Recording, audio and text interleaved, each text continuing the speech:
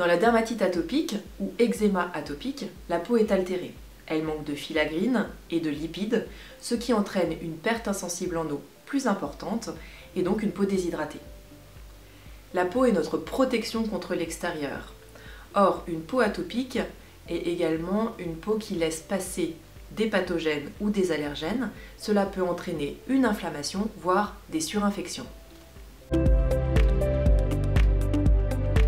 La dermatite atopique apparaît en général avant l'âge de 2 ans et disparaît très souvent sans traitement après l'âge de 10 ans.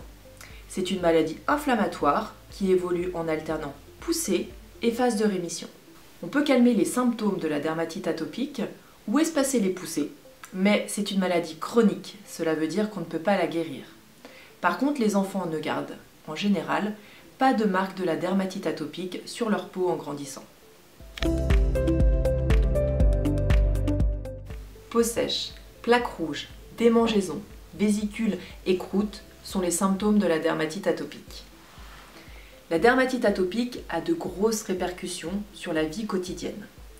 En effet, en phase de poussée, les démangeaisons sont tellement insoutenables que les patients se grattent parfois si fort qu'ils saignent.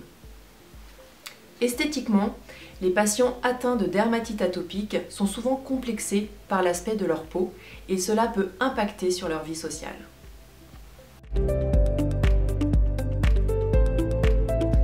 Les études montrent qu'il y a une composante génétique dans la dermatite atopique.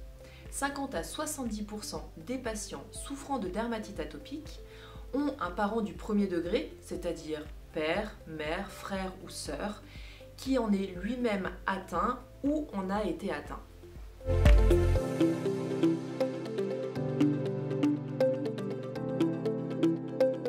La dermatite atopique est une maladie fortement accentuée par l'environnement, comme par exemple les acariens, le froid, l'eau calcaire, la sécheresse de l'air ou la laine par exemple. Il faut aussi citer le stress, qui a aussi un effet déclencheur de crise.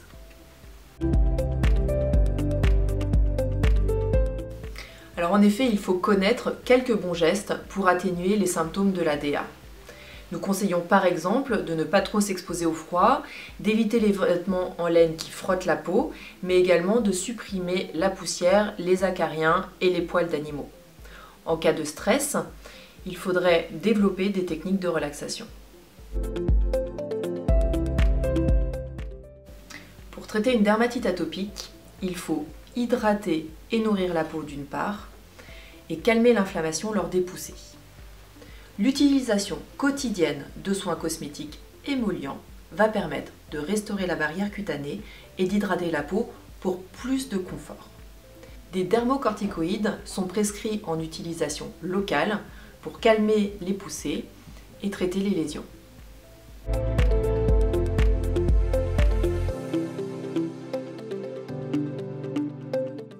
Il faut utiliser des produits nettoyants doux. En effet, les peaux atopiques sont très sèches.